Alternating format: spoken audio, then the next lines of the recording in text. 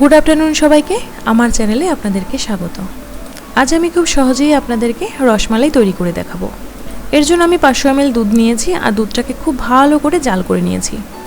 এবার আমি একটা বাটিতে 3 চামচ জল আর 3 চামচ ভিনেগার একসঙ্গে মিশিয়ে দুধের মধ্যে ঢেলে দিলাম। এই সময় আমি আঁচটাকে একদম কম রেখেছি। দেখুন দুধ থেকে ছানাটা আমার আলাদা হয়ে গেছে। এবার আমি এটাকে ছেঁকে নেব আর আমি জল দিয়ে ছানাটাকে ভালো করে ধুয়ে নেব, তাহলে টক ভাবটা কিন্তু থাকবে না। আমি এখানে ফুল ফ্যাট মিল্ক ব্যবহার করেছিলাম, তার জন্য কিন্তু এখানে অনেকটাই আমার দেখুন ছানাটা তৈরি হয়েছে।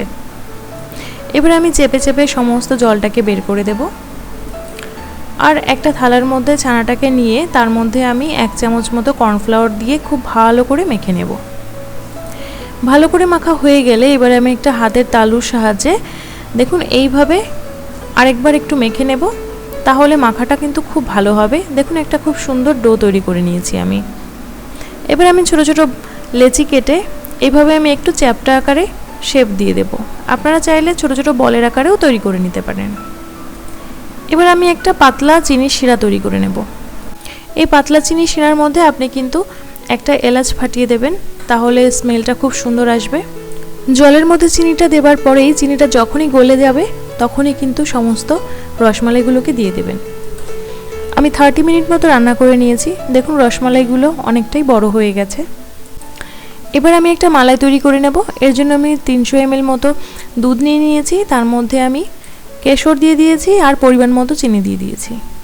দেখুন দুধটা অনেকটাই ঘন হয়ে গেছে। এই সময় আমি সামান্য পরিমাণে এলাচ গুঁড়ো দিয়ে দিয়েছি। আমার কিন্তু মালাইটা একদম রেডি।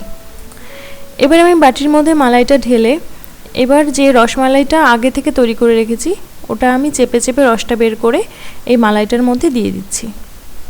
তারপর আমি এটাকে 1 ঘন্টা মতো রেখে দিয়েছিলাম। এবার আমি একটা থালায় সার্ভ করে দেখাচ্ছি।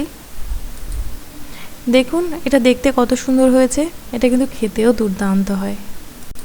আপনারাও কিন্তু বাড়িতে এইভাবে একবার ট্রাই করে দেখতে পারেন। আমার রেসিপিটি যদি আপনাদের ভালো লাগে তাহলে আমাকে লাইক, কমেন্ট, শেয়ার করবেন আর সাবস্ক্রাইব করে পাশে থাকবেন। Thanks for watching.